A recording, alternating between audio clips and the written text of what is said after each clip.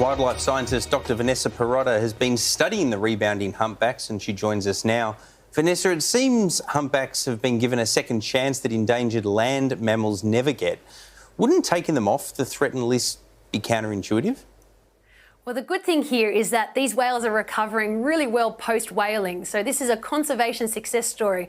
So I think the first thing we need to do is really give ourselves a pat on the back to acknowledge that the humpback whales, and particularly the populations in Australia specifically, are doing quite well. And so there's been mounting calls to delist these animals for many, many years. But to delist a species does not mean, in Australian waters at least, that these animals won't be protected. The good thing is that whales are protected throughout the Australian coastline, and that will always remain like that regardless if they're delisted or not. Vanessa, one of the best things I've ever done with my kids was take them out on a boat whale watching off the coast of Sydney.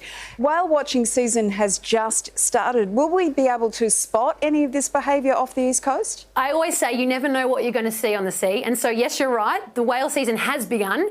But typically the humpback whales will feed down in Antarctica, and then this time of year they will head to northern warm waters, such as the Great Barrier Reef, to breed and what I like to call the whale disco. Typically, they're not feeding at that stage, but however, on the southward migration, we may see feeding behaviours. Vanessa, you recently wrote a very widely read article called "Do Whales Fart and Sneeze?"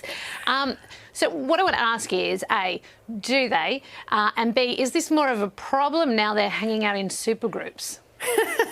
Great question. My gosh, to think about 90 whales farting at the same time, that would be mind-blowing, or at least ear-blowing. But yes, whales, they do fart. And I've not been privileged to see this. I do want to see that one day. However, sneezing, I actually It'd be a hell of a bubble. Yeah, that's right. My team and I collect whale snot with drones, and that's a really cool Australian first as well, off Sydney, essentially. So from that research, we found that whales don't actually sneeze.